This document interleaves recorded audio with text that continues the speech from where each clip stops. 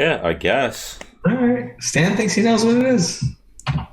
Ooh, okay. How are you, Menace? Yeah, Aljo said he'll be here in like 2 to 3 minutes. I like that about you. But Yeah. Episode 121, Menace and the Man. How are you, Menace? I mean, this is a pre-recorded episode, but I've been better. What do you mean? I fell down and made a boo-boo on my bike. So it's pre-recorded. What do you mean pre-recorded? My lady got COVID, so right now I've been quarantined. Well, so what do you mean by pre-recorded? Pre-recorded would mean that it was already recorded. Now we're uploading it.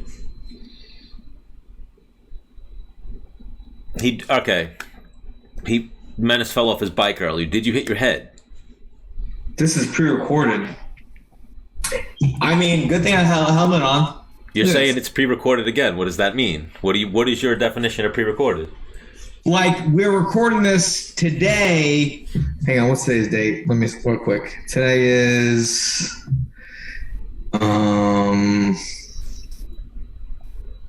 think today's like the what's today? 27th. Yep. It's the 27th, I think. Yeah, today's September 27th. Yeah. Okay. I don't know why you're going over the date, but anyway. It's good to see you, Menace. That's when this happened. I just want people to know when I fell off my bike and made a boo-boo. Look at this. Bang.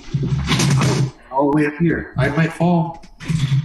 Whoa, it's getting wobbly. It's getting wobbly. Yeah, I'm in my underwear. We do podcasting. Look at this. You fell off your exercise bike. No. Today is September 27th. I was at Meadowlark. I was with this guy. He's a pretty good mountain biker. And he's like, dude, I watch him hit this jump. It's like 4.5 feet high. I'm like, what? Anything above my belly button, I get really weird about. I don't know. My body just can't handle it. And he's like, just follow me. I'm like, okay. So I'm matching his speed, probably going faster. It's not a double, where a double jump is like a jump, nothing, another jump. So a double means you got to clear the jump and go over the other jump. It's a tabletop, means there's a jump, flat, end of the jump. I thought it was a double, and I didn't want to do like, let's say this is one jump, this is another jump. I didn't want to do this and go face first this one. So I went in hot. Bro, keep going. Sorry. I went over the jump, the fucking lip of this jump, kicked my ass out like this. So now I'm going down the other end, doing an endo. I'm on only my front tires. And then when the jump ended, I just fucking ate shit. I showed you my boo-boos. Good thing I had a helmet on, but... Yes, when you were speaking to me earlier about your adventures or telling me the story, I was like, oh my God, he was on his... I thought you were on your motorcycle with your... I do have a motorcycle. I do have a hog. I thought you were on your motorcycle with your biker gang. So you were telling me... One thing, if you're going to date Jessica you have to be able to ride a motorcycle. Remember that? Is that what you're going for? No, I'm just... You're just making yourself available to a bride already. No, I've got a girlfriend, dude. It was a joke. But the other guys... The story you were telling me you were making jumps and stuff. My whole time, I'm thinking you're riding your motorcycle. Yeah. So when you started telling me jumps, I'm like, damn, he's doing like Evel Knievel shit. Like he's jumping. Who's he hanging out with? Like because you sent me the thing the other day of the quads and all the bikers.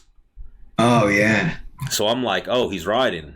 That's what he's doing for riding. Okay, that was last night, the 26th. You know, you got the Puerto Rican in you. I thought you were a full-blown biker boy to where riding to you is now when you're riding on your motorcycle, not riding. Yeah, I ride. Dude, growing up, I was a big four-wheeler guy. A lot of four-wheeling. Okay. Now I got motorcycles, now on bikes. I'm a two-wheeler guy. You used to be a quadder, if you will. Yeah. Okay. Who had quads? AB? Yeah, my dad bought me and my younger brother one. Me and my younger brother quad, and then he had one as well. So we have not had a show in like 2 weeks, maybe, since the Hector Lombard episode, and very talkable points happened. We'll see how many we can get to. We want to keep a short episode, but pick one so we can go UFC real quick. Ooh, so we can either go Conor, Megan Fox, that whole debacle. Go right there. So first off, people were Conor would have, with a broken leg, probably beat the shit out of him. Yes, indefinitely. I mean, the fact, well, you ever been, maybe not you, or I guess anything. Like, for example, today I'm on my mountain bike. I'm in the air. I'm just like, hopefully nothing breaks. I mean, I didn't go like, I just like, that is probably, like, when things hit the fucking fan, sometimes people just go like blank, like. Well, we were talking about it. No, there's no thought process. They just like kind of lock up. Like, that's probably what happened to Machine Gun Kelly. Oh, so you think Machine Gun Kelly? Like the fact that he stood, like a lot of people like, oh my God, he stood his ground. He thinks he has a chance of Conor. I think he went like, oh my God, this is real. He just went like, and the people were like, oh my God, he stood his ground. Like, no, I think my man got locked up. Okay. Even, like, it's funny, this broken leg Conor, he looks thicker, right? Like, he's playing the role of the Bond villain. I think something happened with Megan Fox in the past. I've said this to you before. Yeah, go read. I mean, so I said it, right? I was like, I think Megan Fox is totally infatuated with Machine Gun Kelly and like really loves him. And then you went I think Conor hooked up with so-and-so. Yeah. Who so-and-so? No, Rita Ora. Right. And then I went, you know what? Conor McGregor definitely has more followers than Rita, right? Rita Ora, though, is huge. So Rita Ora is bigger than Machine Gun Kelly and is bigger than... Is it bigger than both of them combined? Rita Ora might be. Yeah. Rita Ora, we're going to go off Instagram followers, right? We'll say Instagram. Rita Ora's got 16 million. Wow. And what's her... Is she like... A singer. Oh, no, never mind. Megan Fox has a lot. Megan Fox got 16 million as well. Megan Fox is bigger than I thought. Okay. But Megan Fox... Is Megan Fox bigger than Machine Gun Kelly? Yes. And then Machine Gun Kelly's got... Actually, on Instagram, girls But here, so if we're going to go Machine Gun Kelly with the 9 million, Megan Fox with the 16.7 million, and then you just go Conor. Conor's got 42.5. Wow. Damn. Now, I wonder, like, I mean, you spoke to me this earlier, like, you've been in a room with a celebrity figure or someone who has a lot of money, you just like can feel it. Yes. You know, I wonder if that's how it is for people that are on that next level when Conor walks in. I watch him come through. Yes, I said, yes, mommy, indeed. All right, I'm about to do it. I'm about to do the interview right now. All right. Rebecca, done with you? No, she's in New York. Oh, all right. All right, Baba. Love it. Whoa, you're like, that was real Jamaican right there. Yeah. You know what's so crazy? So like you, my buddy Usman, right? So like I knew you before I knew Usman. No, I think I knew Usman before I knew you. Yeah? No, because dude, I was only in New York for like maybe 3 weeks before I went on the show. Well, I was there wow.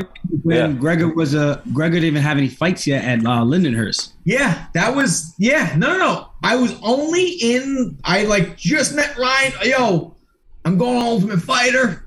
I worked with Keith for like 2 weeks, and then I felt like I met you for the show. That. And Usman was one of the coaches.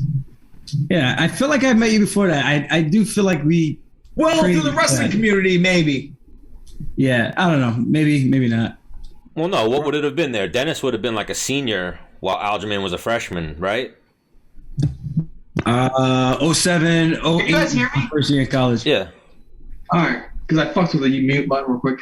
Anyways, what I was saying was, so Usman the whole time on the show, I'm like, okay, this is just like an average dude, like born in the United States type deal. And then he like starts making it big in the UFC, and this like African pride thing came out. I'm like, bro, dude, like you don't. What do you mean? Like I feel like that ain't you. And then I'm like, oh shit! Like as he just keeps doing it, as you see more and more, I'm like, dude, that's him. And then with you just now with your mom talking, I'm like, holy shit! Aljamain's really like Jamaican. Yeah, people think I'm like a poser. I'm like, dude, you guys, I grew up in a Jamaican household, not an American household. I grew up in America. I'm saying that because I am a poser. You are? Yeah, I don't speak Spanish. I was coming out to the border. I didn't have the Puerto Rican flag on my. I didn't come out with the Puerto Rican flag, but like the tail of tapes, I was like, dude. And this is what changed my mind was Conor McGregor fought against Chad Mendes, right? In Vegas. People were booing Chad Mendes, and the crowd went insane for Conor. I'm like, dude, what? America, they're so fucking like, they don't give a shit. Yeah, it's a great country, but we are, when it comes to fans, like, and I get it. They say, like, we like who we like. I'm like, I get it, but you guys, I feel like Americans don't cheer for their own. It's so weird. Yes. So my mindset with that was like, dude, there's not a bunch of Puerto Rican fighters. Let me just start flying the Puerto Rican flag, and let me just get everybody who's a Puerto Rican like, yo, what? Yeah. Don't they? Like, that's my guy. It's not a bad plan, I'll tell you that. And I thought you were on the same ticket, but like, hang on, real quick. I'm like, holy shit. No. Legit, man. Legit.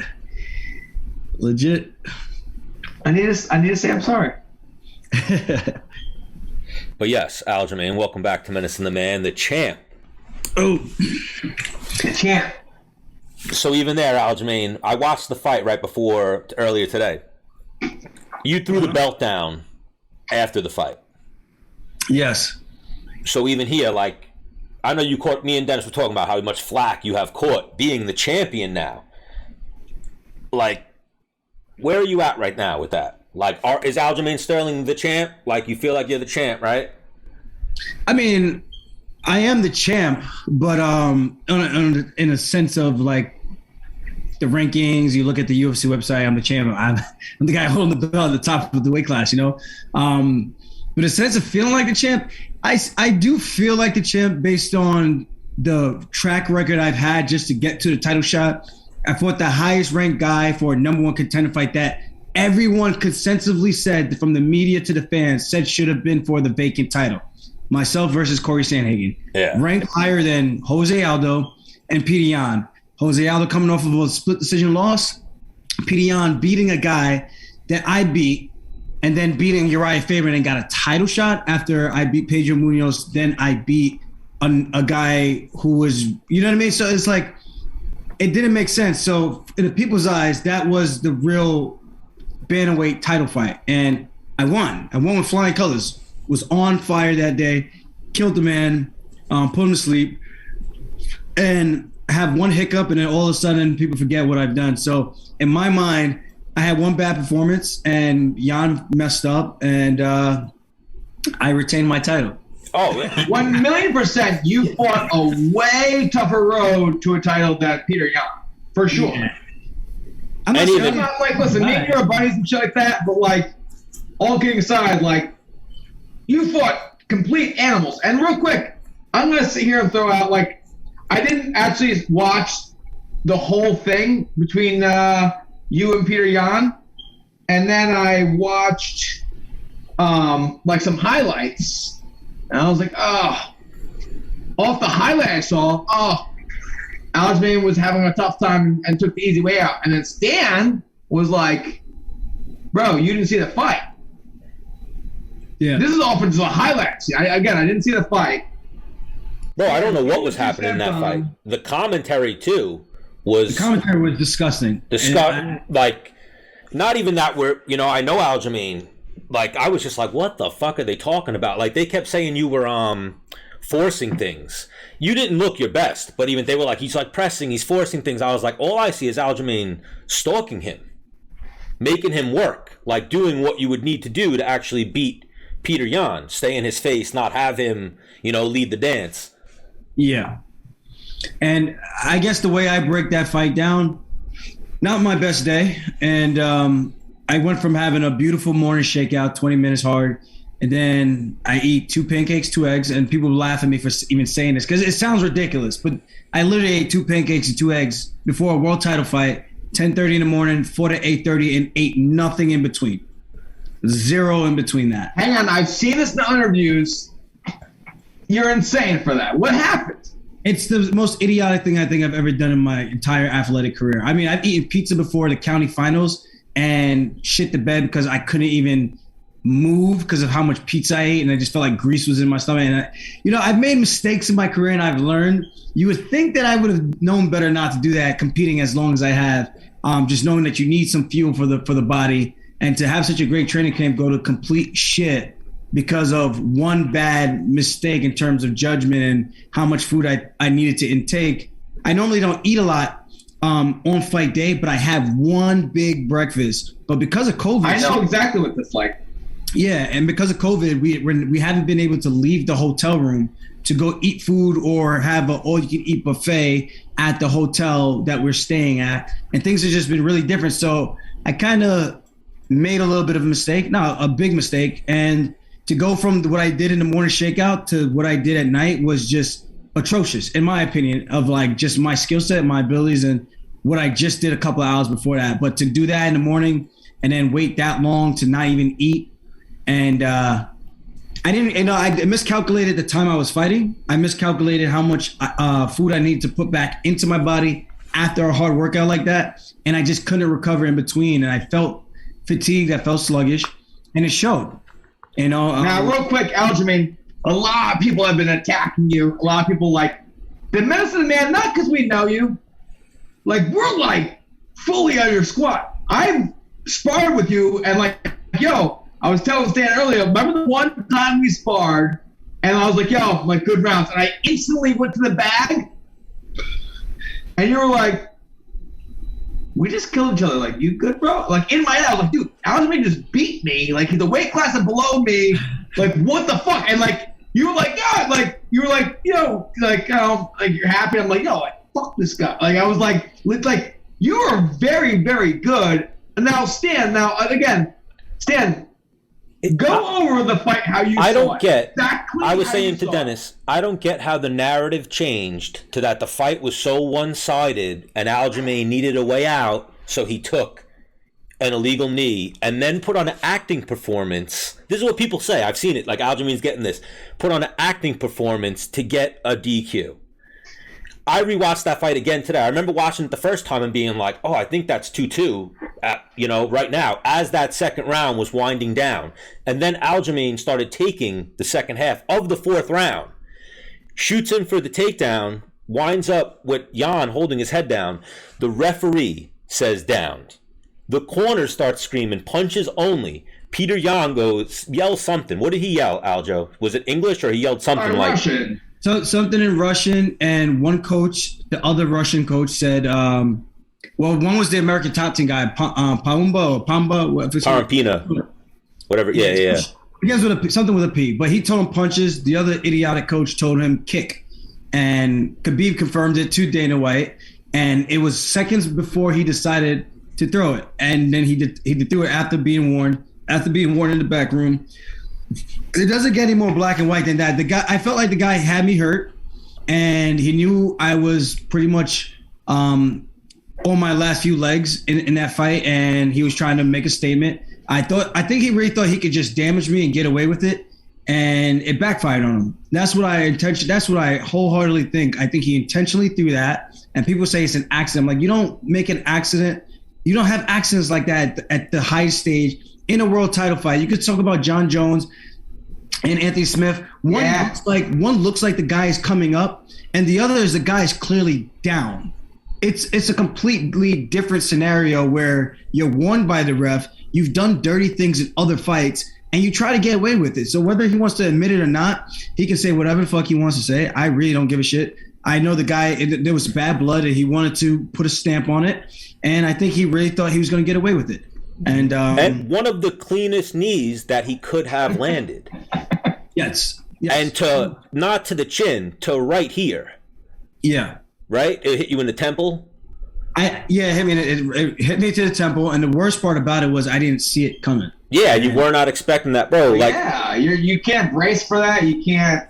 When I saw people start saying that you were acting or you could have went on with the knee, you could have probably fought more 2-3 minutes, 5 minutes later when you were up and they were doing the announcement. You seemed like you were a little more coherent than when you were on the mat.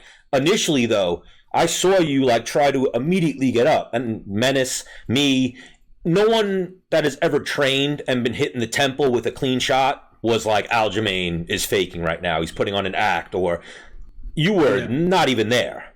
Not even there. Those guys are all professionals. They've all competed at the highest level. They all taken illegal shots like that, blatant illegal shots. And they've all continued to fight. So from Petr Yan, from this guy who's number 1, number 2 in the world, and even that fight, dog fight.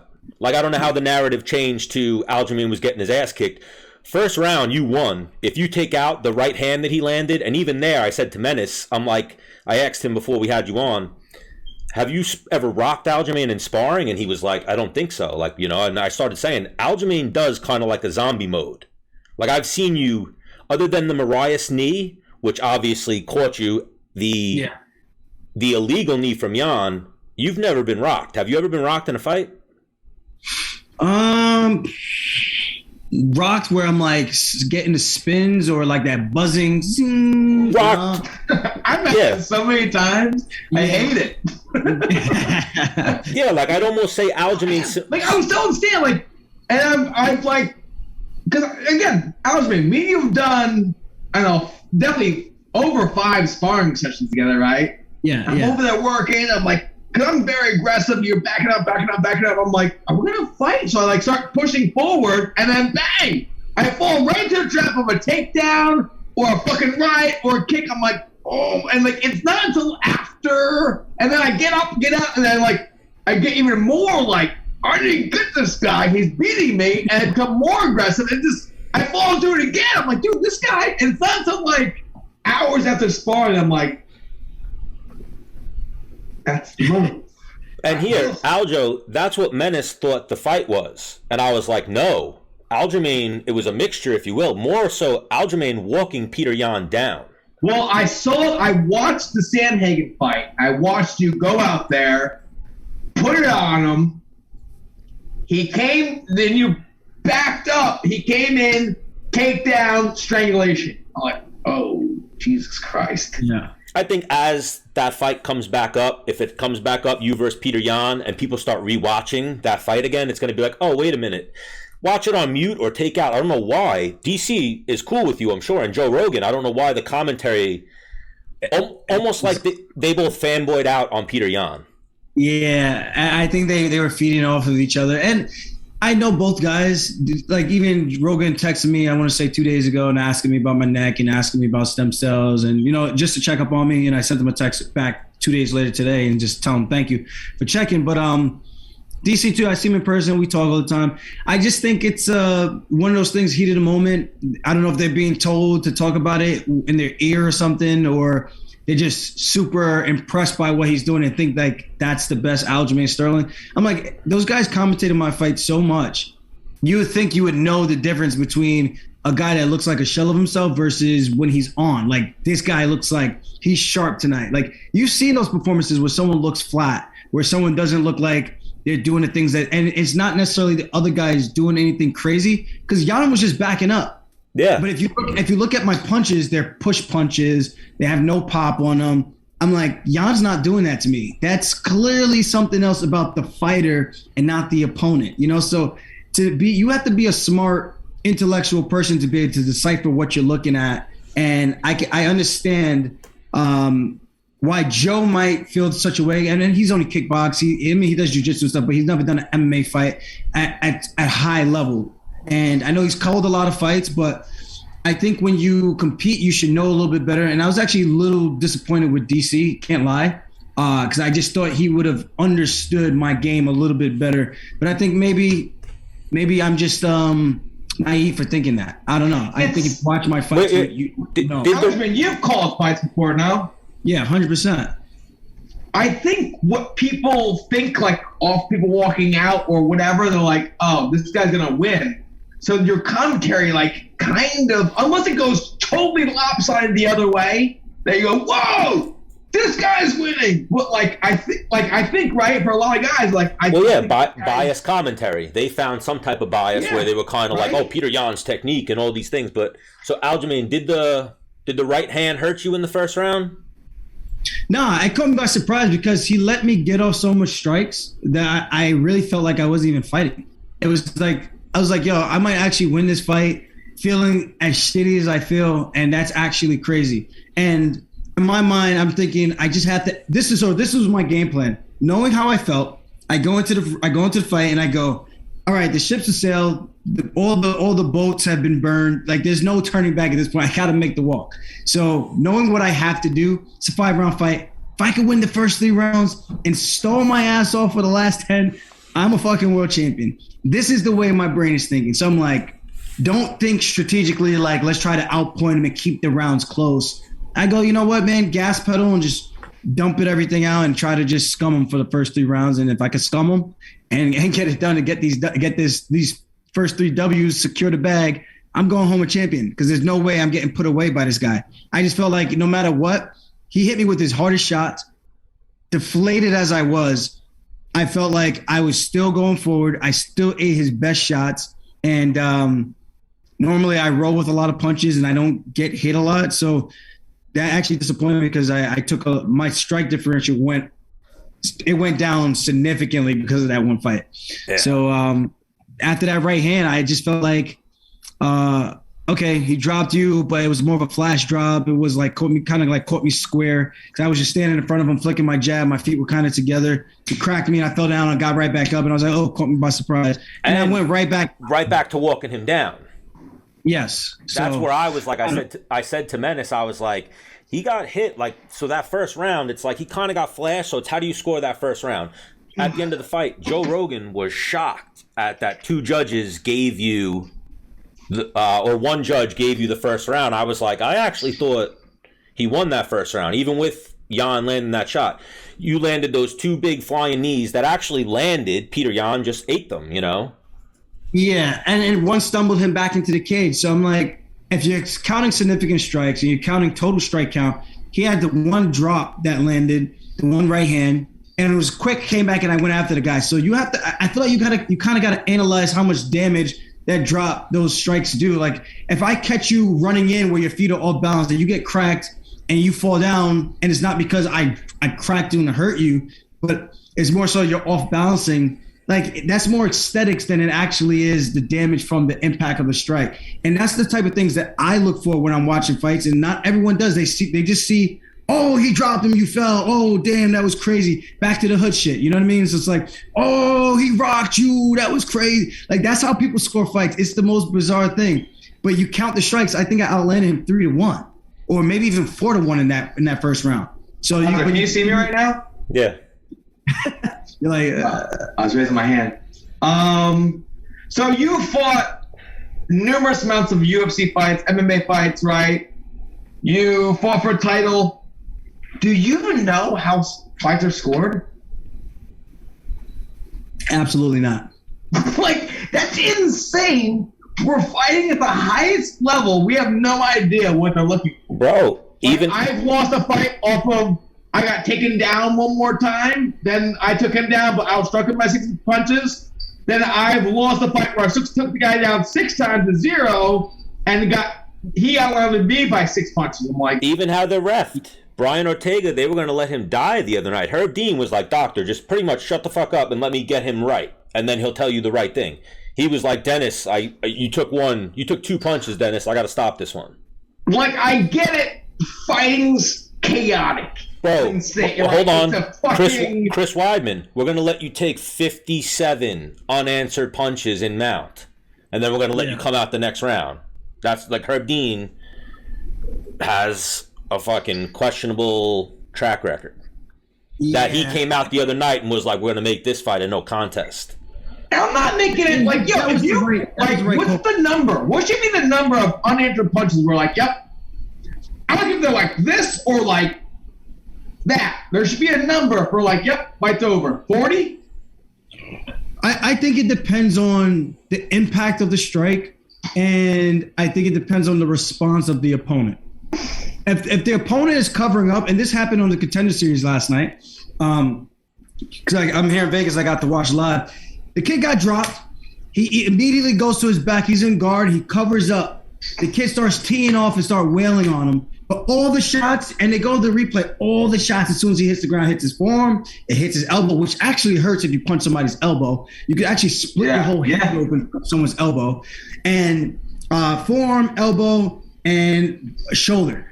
Never once actually got through the guard, punched him in the face, never once got through and punched him in the ear or whatever it was, anything like significant. Then the kid pushes off the hip, turns to try to stand up. He might have had like 5 or 6 shots that were unanswered, big shots, but nothing that landed where it's like, yo, he's getting his head beaten in. You should stop the fight. And he goes to turn to get up.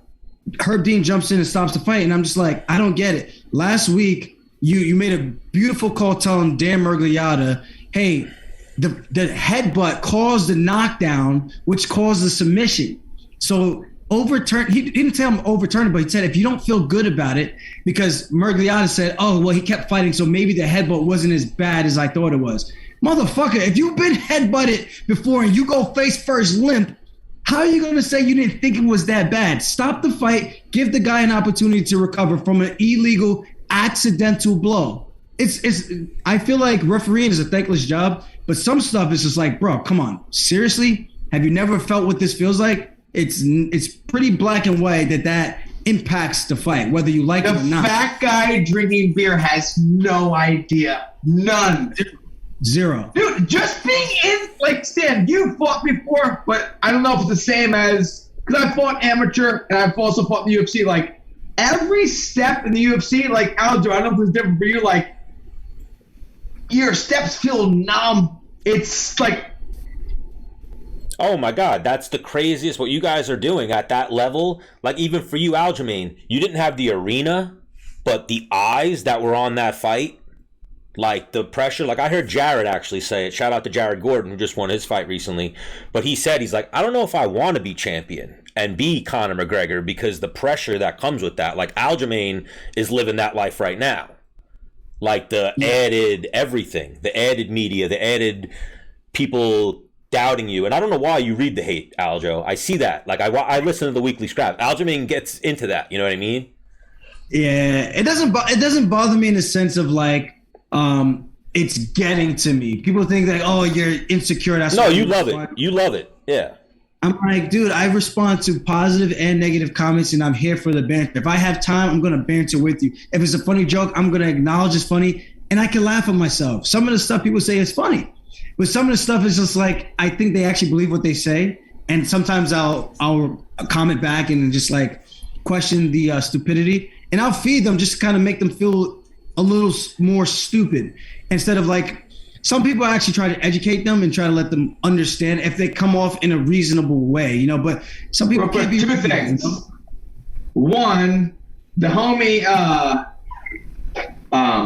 the disciple, Dustin Pegg, he's on my season of the Ultimate Fighter. He's tuning in. He likes what's going on here. That's one. He's got a bare knuckle fight coming up soon, too. And two, like your teammate, Ally Quinta, like he's gained so many fans with like fighting with them, right? Where they're like, you know what? I fuck with you. That's like a thing, right?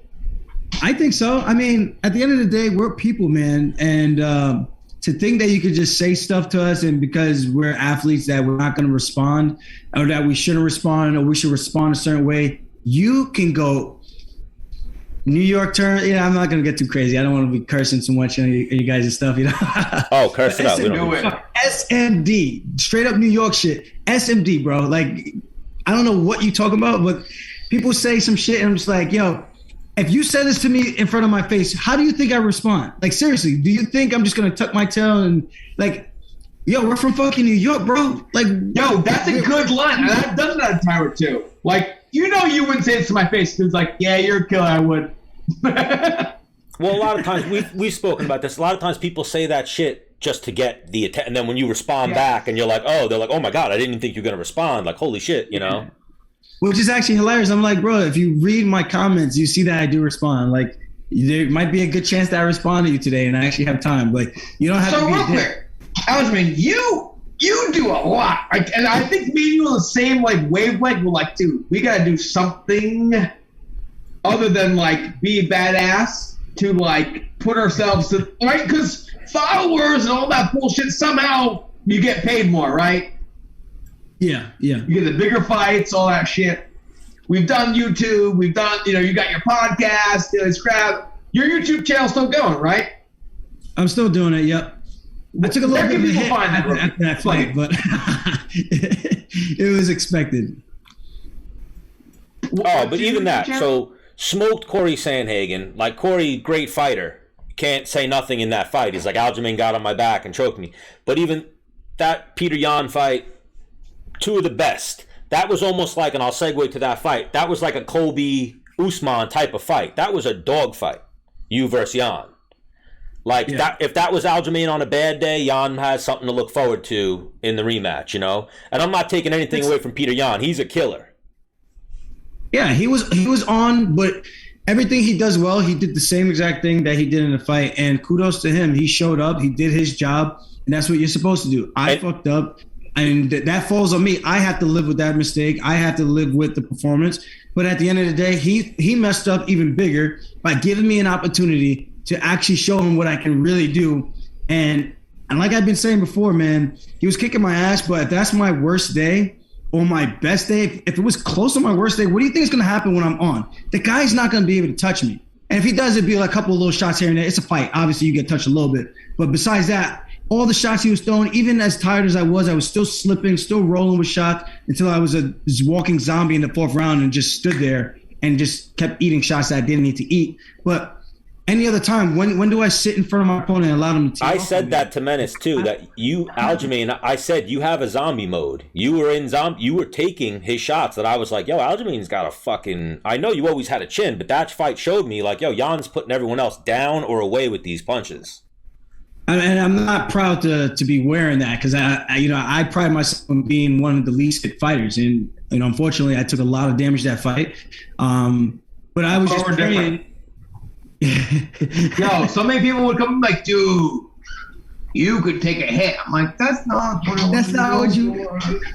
Well, like I said, the narrative got so weird on that fight that people think the fight was so one-sided. I'm like, that was a really competitive dog fight, like. But then you say that, and they said, "Oh, there were pity pat punches." I'm like, okay, here's where I stop that stupidity. If those were pity pat punches, even though they, in my opinion, they were, if Yan was as fresh as he was, why didn't he just walk through those punches and put me down? Yeah. If he's that badass, why didn't Mr. No Mercy walk through my little pity pat arm punches and put me down? And even where Jan's a killer, Aljamain's a killer too, and that's the story that I think has been lost. Like, that was right now, you could say, because obviously the fighters of right now are the best, then better than the old. That's 1 and 2, Aljamain and Petr Yan. That's the top. They've already shown that they're better. They're a little bit a level above the rest of the bantamweight class right now. That's the championship elite right there. So you're the man, Aljo. But who do you got in Colby versus Usman? Man, I feel like Usman has gotten so much better, and Colby only fought that one time, right, against Woodley. And I think the difference is going to be the striking. I think Colby's not going to have the opportunity to strike with him like he did the first time. So if he doesn't look to wrestle to try to get Usman tired, I can't see how Colby's winning. Yeah, but I think Usman wrestling to get people tired more. I think he's so good there. The way I've never seen Aljamain have a cardio problem, but you slow down a little bit in the Yan fight, I've never seen Colby have a cardio problem, but he slowed down in the Usman fight. That's true. But I think it was because it was a different style of fight for him. It was a lot more striking, and that's a different kind of conditioning. I'm not saying he wasn't conditioned for that, but it's a different type of strategy that he's used in the past where he breaks guys. He goes forward with the punches. It's not the meanest punch. It's not the hardest punches, but they're effective, efficient, gets him in tight. He takes guys down, and he just keeps that pressure, that up and down, up and down. It's hard to keep up with that, especially when you're trying to scramble with a guy like Colby. And I think that was when they had like an unwritten agreement that they were just going to stand and punch each other in the face. Usman's a bigger guy. Usman ate him up with body shots, like good, like dig into his body. Stanford thing, dude. Yeah. That's the size difference right there, you know? So, Ruthless did that. Yeah. He did a lot of that against Diaz in that rematch. Are you scrapped for time? Can we steal you for longer, or you gotta get going? If you got places to go, that's fine. I just got topics I can throw at right now. No, I got like 5. No, I got. Do we go with Conor McGregor and MGK with them? Let's go somewhere fun. Well, so you have you're going Usman. Usman wins that fight. Yeah. Everyone check out the weekly scraps. Aljamain will do a breakdown of it. I'm a Colby Covington fan too, so I know I think he said something after the fight about Yan and him cheating and being a dirty fighter, but so I appreciate that. But I just think this is a tough stylistic matchup with the new Usman that we're seeing versus the old one that wasn't as comfortable striking. This guy is a lot more comfortable striking. He's found a home with that jab and that 1-2 that he hit Masvidal with, and I think he's only getting better. So I think Colby's path to win is to grapple and to be in his face and make it as up and down as he can to try to get Usman tired. And Usman right now is looking like a guy that's going to be hard to beat for a long time. Can I say what I like the most about Colby Covington? Yep. Is he embraces like the villain.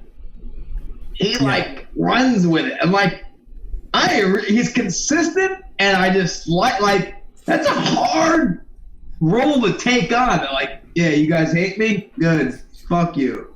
That's hard to do, like, as a human. It's a full-time job. I know. But a lot of people fuck with it, though, on the same token. Yeah. And the people that fuck with it are, like, ride or die. I mean, Usman's, like, my homie, you know? So I can't change teams, but... And Aljamain, one of the, I think your best attributes, seriously, that a lot of people don't do is you travel and train in so many different gyms, almost like a wrestler, like a true wrestler. And I used to do that too, but I never liked it, but I just knew I had to do it, is going to places you're not comfortable and training. Yeah. He comes along on MMA. He doesn't train with us all the time, but like, oh, what the fuck, you know? Like, we're cool, but like, this is a different person who there's guys that are there every time that like he doesn't know and like might have his number, your own spot. Now you're in Vegas. How many different spots in Vegas are you training at? 2, 3, 4. And like you're working with new guys. Like, dude, that's the best. It's like, because when you go out there and fight someone like, and you know it, Menace, from when you had the ranking, you have a target on your back. Right now, Aljamain has that target on his back. He's got the biggest target. So Aljamain's like, on the same token. Wait, Menace, you want to go 50%? Right now, everybody's like, yo, you want to do like 50, 40, 50%? Everyone's like, oh no, I'm going with Aljamain. I'm about to show Aljamain I'm a fucking champion, you know? Yeah. Right. It's 50% though. They're going 100. I'd imagine at the level you're at right now, Aljamain, you're picking your training partners a little more wisely. Oh, 100%. Even today, I had to like tell a couple of guys, no, I'm at Extreme Couture, and today was a wrestling workout, and I had some big jack guy came over, and I'm like, dude, what do you weigh? I just said like that was like the nicest way I could be like, no. He came over like, what do you? He's like, you want to go? I don't know. He didn't really speak English, and I just said, what do you weigh? And I looked at him, was like, yo, you have muscles on top of your muscles. I'm okay. Like, yeah. I have no ego. I have nothing to prove, and I have everything to lose. And you know, so I don't need no more setbacks. I'm 32 years old. You know, I learned that it's good to go to a lot of different people, but and I tell this to Marab all the time: stay within your weight class, because Marab will go to the guy who's 200 plus pounds. Like, he doesn't give a shit. But sometimes I used to do the same thing, but now I'm like, yo, it's just not worth it. Like the risk is so much more than the reward of feeling like, oh yeah, I could beat up a big guy too. Like I know what I can do. I'm comfortable in my own skin. I don't need to prove it to nobody, you know? So I think that's the main thing people have to understand when they do travel and go to other gyms. Like don't feel too proud to say no. You know, I think no is a more than enough answer, and you gotta look out for number one, which is yourself. You know. Well, also on the same token, it's kind of like, yo, dude, you gotta prove yourself before you get to the big dog. Like I admit. I mean, listen, we all try to stay pretty humble, but on the same token, like, dude, like you're like. I've never trained live with a girl, and that's no knock against girls. I mean, I went to Misha Tate one time, but I didn't know who she was, and I was like, I was like trying to hold her. I was just like kind of holding her out. I was like, I didn't feel like I can't really work. Yeah, no, I know. Again, not knocking girls. There's probably girls out there that can beat me, but I'm just saying, like in general. If you're huge and like it's not realistic for me to go against you, why would I go against you? Like I would go against Will Flair sometimes if I needed a lefty, and that would suck. Especially at 145, everyone's long and tall too. So it's like if I could give Will Flair good luck, I should be in great shape for this guy, you know. But yeah, fighting. So obviously, like, so my manager said like. Train like this. As the fight gets closer, you funnel in to the fight. No fight. Train hard, whatever. And as you get close to the fight, start fighting specific guys closer to your opponent, right? I think so. And I think so even for out of competition too, man. It's just not worth the risk, man. There's weight classes for a reason. I learned that the hard way a couple of times, you know, and couple times getting my neck cranked on by a bigger guy who's just squeezing with no technique, not even doing the submission the right way, but he's cranking on my neck, which was already bad, you know? So a lot of things that I could have avoided probably would have put me in a better place than today, but that's all hindsight's 2020, right? So you learn that you live and you learn, you know? I just try to pass on the knowledge to the younger guys and tell them like, yo, sometimes it's okay to say no. And I even had this conversation with one of our older guys who's 1 year younger than me, and I told him like, hey man, you go with these bigger guys, and then kind of a fight broke out at the gym, a little bit of like a yelling match kind of thing, and I was like, dude, you kind of do it to yourself though, you know. So we had that sit down and had to explain it, and of late he's been really good with controlling himself and picking the guys that he's going with. And, the big guy. Yeah, he's not a big guy. He's my size too. Okay. And Marav's brought a bunch of Georgians guys, a lot of Georgian fighters over now, or not fighters, but wrestlers, guys that train, judo guys. One guy that actually fights for Bellator who's super dangerous. In Vegas or Long Island? Long Island. And some of those guys I refuse to go with. They've been here for a couple months now, and I just refuse to go with them because it's just like I get nothing out of this because they're so green. They're spinning wheel kicks and crazy shit. And I'm just like, I got Marab to do that already. I don't need a bunch of other fighters trying to imitate Marab and don't really know what they're doing and throwing stuff the wrong way and just risk getting hurt. And sometimes you just got to know when to say no. I actually rolled with a couple of them just recently because it was more controlled and I wasn't going hard. I was just more so sitting and pulling guard and letting them work a little bit. So that's more controlled than actually trying to spar or wrestle with somebody that doesn't move the right way. And it's just a recipe for a disaster. Oh my God, too. That Aljamain gets shit because he had neck surgery and wrist surgery. Like people say, like Aljamain's scared because he had wrist surgery. Aljamain's scared. That's why he had neck surgery. They said I got the surgery after the fight to bide more time. I'm like, no, you idiots. I had atrophy in my tricep. I couldn't do push-ups, couldn't do pull-ups. I could barely hit the bag because I was getting numbing sensations in my arm. But you guys want me to fight. I'm like, that makes a lot of sense. So win or lose. And on the other side of the spectrum, let's say you push through it, you fought, and you're like, well, I can't do this and this. That's an excuse why you lost. Yeah. Yeah. And no one likes that guy. I don't give a shit, man. I've lost before. It's a part of the game. I just want to make sure I have a good performance. That's all I care about. And that's why I hate the last fight, because it was a shitty performance. If I said Yan was kicking my ass. Like, I have no problem saying that. I don't lose sleep at night over that. I lose more sleep because I had a bad performance. If the guy was just better than me, okay, man, you're better than me. I got shit I need to work on, but I didn't feel like that night. So that gives me confidence. It gives me a lot of confidence. That's a good question too that I did have for you. What you have a lot of takeaways from that fight, right? Even on a bad night, I saw it watching the fight. You did a lot of things that worked. Obviously, things didn't work, and some things were like you were like I don't want to say goofy in the wrestling, but even like that one moment where you were just like your takedowns, you weren't as sharp. You know what I mean? Yeah. Like at moments you were like falling over and shit. Yeah, I stepped over on a single leg, and I was like, "Wait, who put that banana peel there?" Whoop. Banana peel moments, yeah. Like your wrestling wasn't as sharp as I've always seen it. Now, again, credit to Yan, but you could see that wasn't Aljamain's best performance that night. You could have grabbed a bum off the street that could have kicked my ass in that octagon. So everything Yan did, kicking my ankle and then I'm falling over. If people really think his wrestling's that good because he kicked my ankle and I fell over like a fucking ton of blood. I looked like a piece of shit that night. You know what I mean? So it's like, if you want to count that as skill, then you're in for a rude awakening. It's as simple as that. And then when it does happen, people are going to be like, oh, maybe he was right. Or maybe Aljamain was right this entire time. I said this about so many different fighters, and when it does happen, and it's like, you just have to know what you're looking at. And I think that's all it comes down to. I train with Dennis. I've trained with other wrestlers. No one takes me down like that. No one. And for that to happen like that, and people saying, oh, he made the wrestler look bad, he took him down, whatever times. I'm like, yeah, there's a reason for that. And if you guys really actually look at if you understand what you're looking at, you can tell like something doesn't seem right with those takedowns. He's just falling all over the place. One time he just literally just tapped my ankle and I fell over. And I'm like, okay. This obviously is something else. You love this, right? This whole like, oh, you suck. You like this.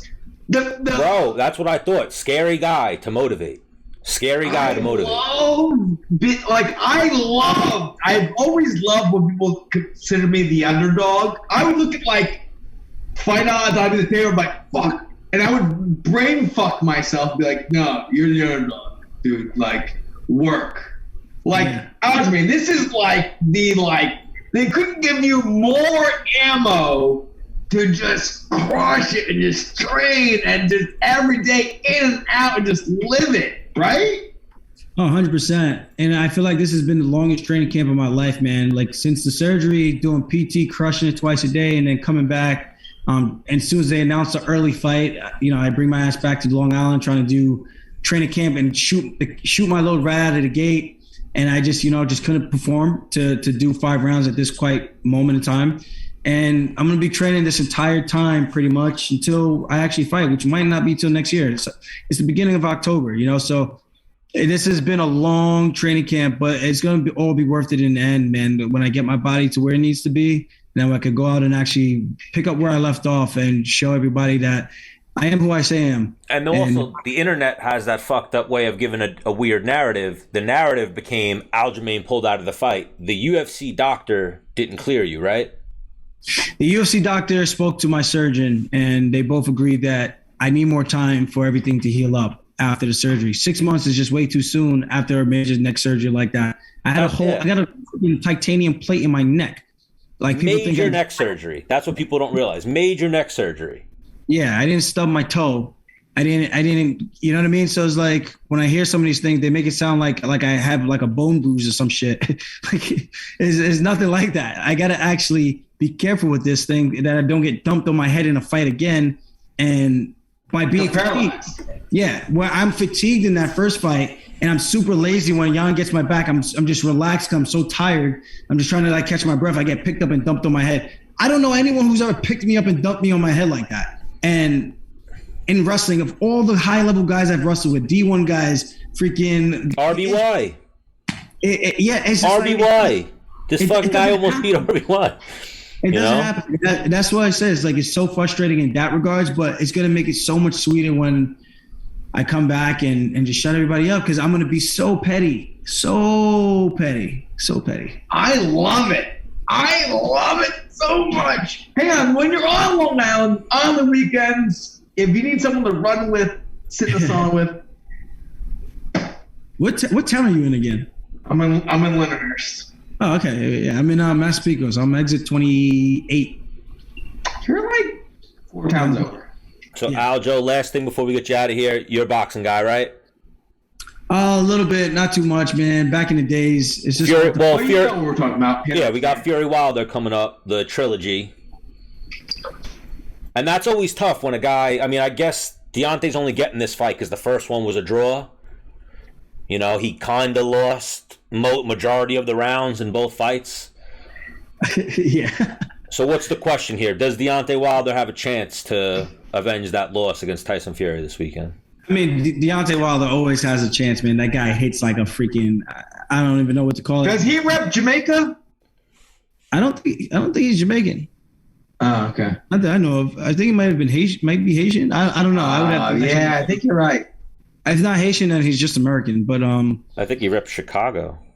Yeah, I don't know if he has any like. I mean, obviously we all got African descent, but in some shape or form. But Even Stan, right? Even Stan. But yeah, I just think that's a tough fight to call, man. But man, Wilder could put anybody out. He's got those super long ass arms. He's gifted with power. He might not be the most technical boxer, most prettiest boxer. Fury's got great feints, great jabs, and utilizes the body shots. And he does a good job of just keeping you confused and keeping you against the ropes when he's just like, he does this herky jerky thing where he's like, bop, bop, bop, bop, bop, bop, bop, bop. And it's so clean, so smooth, so technical. I love watching him work. He's going to outbox him again. I think Wilder's going to have to find a way to put him down. And this time, hopefully he doesn't pull the Undertaker and sit right up at the 10th hour, at the 11th hour. You know what I mean? Oh, that was amazing. I got a question. Dennis, go. Aljo, have you texted Dana like, yo, let me in on this commentary? Nah, I've never done it. I probably should. They could bring it, bro. I was gonna say, why are you bringing this up, Menace? Because you had that opportunity and you never followed up. I did, but it was like union, like secure benefits, like pension, like every week money, or like I don't know what they would give me, when they'd give it to me. Because like we spoke to Yves Edwards, and he was commentating for UFC, and was like, he wasn't getting all the bids, and it was just, he was like, yeah, it's not paying the bills. So that's why with the PFL. Yeah, it's a lot. It's a lot. They got a lot of guys that they rotate in and out. I think they're trying to. Well, it's that, and also you're not East Coast. You're like middle, because I know like for them to fly you from New York to LA, they're like, yeah, let's just get a guy who lives already in California. Well, they're doing it in Vegas now. Right. So now you could be like a guy that they don't have to pay for the flight. Yeah. I don't know. You clean up nice. I would be interested in doing it like maybe once or twice. I like the desk work where we talk to the fighters or break down the fighters. Send the text. You are one of the more analytical fighters, Aljo.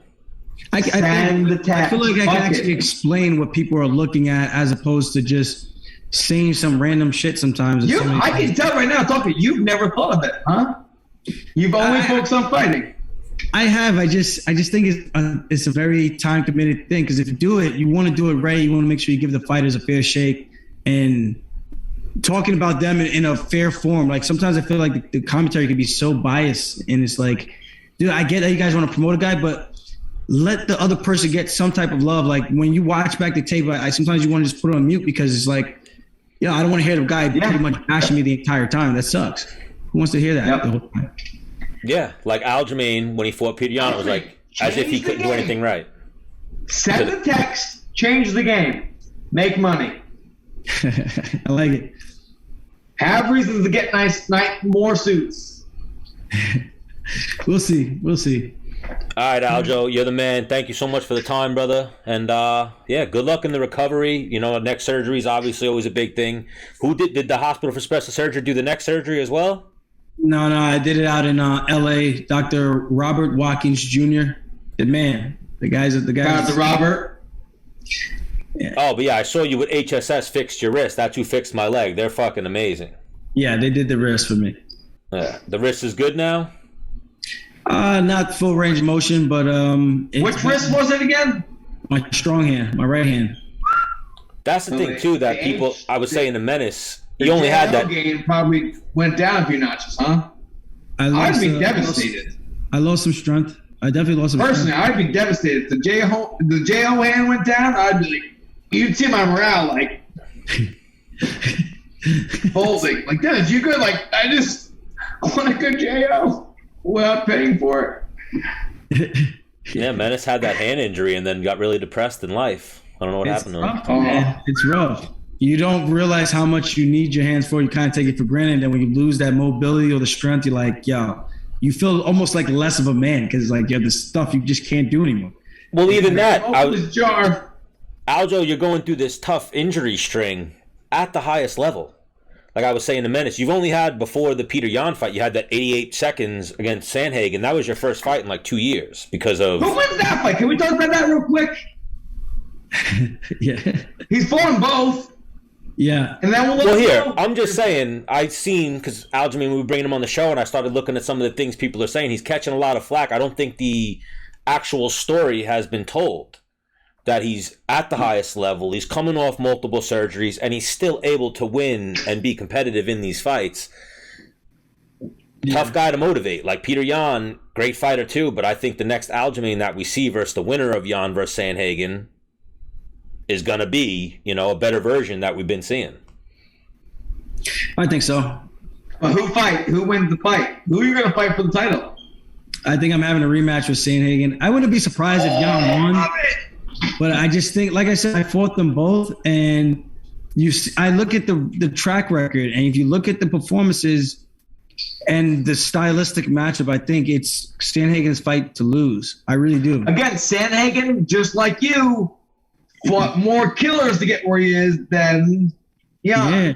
Footwork, his timing on those kill shots that are fight-ending shots, long, rangy, good footwork, man. And I think you got a guy who just stands in front of you, good cardio. I don't know. I feel like Yan is just a guy who's very patient, and you can say he's accurate, but I mean, he's a very mean guy. Like, I watch him throw strikes. I'm like, he just really wants to Yeah, he throws everything into it. But if a guy moves, even in those early rounds, he missed me so many times. And I think that says a lot. I'm not saying, like, he didn't catch me a bunch. But Cory's a big – I mean, how does Cory movement stand against Yan's? I think very good. I mean, one uses footwork, cuts angles. The other guy just plots in front of you and just looks. Draw him in and the type deal, or honestly, I think Cory can look at the Aljamain fight and take things away from Aljamain versus Yan and be like, right there. Just pick them apart. Yeah, pick them apart. I in hindsight, when I watched that fight over, I go, if I knew the fight would have went just like this, even the way I felt like I could have won just by making it a point fighting contest and just touching and going. Score, get out of there. Score, get out of there. In hindsight, but whatever. I really don't think that he has a soul. Petr Yan. No. Cory. I mean, he's probably killed people. He was like a hitman or a collector or something, wasn't he? No, that's Petr Yan. Petr Yan was a hitman or a collector. Yeah, that's what I just said. He's got red hair. Oh, you're saying because he has red hair? I thought you were saying Petr Yan didn't have a soul. They actually both might not. Sandhagen seems like the nicest guy in the world from the couple things I've seen of him. Have you looked at his eyes? His eyes are. There's like, I feel there's nothing in. There's nothing. Aljamain, who's a nicer guy, Sandhagen or Yan? I don't know. Aljamain was like, fuck both those guys. I'm good on that. Yeah, we'll fight soon. Oh, why? After wait. My boy's beating them both up, and I can't wait for it. Was Sandhagen talking after that fight? I don't know. What to be said? He's got his stuff. Whatever. Or did he comment on the stoppage, the Yan fight? He's talked, and I'm not saying he said anything bad. Everyone's entitled to their own opinion. At the end of the day, he has to remember that I put him to sleep, and Yan has to remember that we're going to fight again, and that's it. So, and here, wait, you want to know something funny too? I screenshotted it when I was watching the fight. Right when it happened, who's the most violent guy in MMA? Most violent guy in MMA? Yeah, I thought you'd both be like Justin Gaethje, like right away. Justin Gaethje immediately commented, "This fight, this call should never be on the fighter. Plain and simple. With a shot like that, it's over." Talking about the illegal knee that Yan hit Aljamain with. This is coming from Justin Gaethje. Yeah, I read that later on. You know, Doc does his job, walks in, and it's over. Like, a foul's a foul any way you look at it. So. Yeah, intentional at that. Intentional. And again, big Petr Yan fan, bigger Aljamain fan. That fight, everyone, the narrative, don't know why it changed into Aljamain was getting his ass kicked so bad. And even you saying it, Aljamain, it wasn't, you were beat up more, if you will, than other fights. But I didn't see Aljamain on his way out at any point in that fight. Yeah, everyone thinks I was going on my way to being finished. I'm like, good luck with that. The sequence that led to the illegal knee, you were starting to come on at the end of the fourth round. That started making the fourth round like, oh, this round can go either way. Yeah, I landed 2 head kicks right before that. And I was like, okay, maybe if I get him down this time, I can submit him. So that's all I was thinking. Like, I just got to win 3 rounds and I win the fight. Yeah. And the craziest thing to me was everyone yelled, down, don't throw the knee. And Petr Yan was like, knee. Okay. Yeah. I heard knee. Mind-boggling. Yeah. But, again, you're the man, Aljamain. We'll let him get out of here, Menace. We kept him way longer. But, yeah, good luck with the recovery and everything, Aljamain, and we'll definitely catch you back soon. Yeah, if you're in ILI, you want to ride bikes, you want to go for runs, you want to sit in saunas, holler at me. All right. Menace is looking for some friends, Aljo. Well, I just need a reason. I need a why. Dennis, why are you working out? My boy needs work. Oh, shit. Even that. Maybe we could throw that at Aljamain. Menace might need a partner for tag team jiu-jitsu one day. All right. That's a nice little team. Yeah, I don't like you. You didn't get excited at all. No, I'm down. I gotta run. Yeah, we kept him way too long. Fine. All right. Later, fellas. Love you. Bye. I love you. I love you too. Hear that, dude? That made you feel good. Loves me, not you. He didn't want to say. I didn't say I love you, but usually people usually give you a hard time with that. That didn't happen today. Well, me and him have, and we've talked about this before. When you punch someone in the face, Aljamain loves you. It's weird. Like, changes like your feelings for that person. Yeah. And I've really tried to hurt him bad. Yeah, but let's get out of here. We went long episode, hour and 7. Where are we going? You don't talk to me anymore? No, I don't want to have a long episode. We're going to do another one possibly tomorrow with Casey O'Neill. And maybe Algeria to get a little breakdown of now that you're freed up a little bit. And I told you, bro, how about tomorrow? Tonight even, while I got you. Hit Lene up and be like, Dana, I got 2 more days while I'm off from work.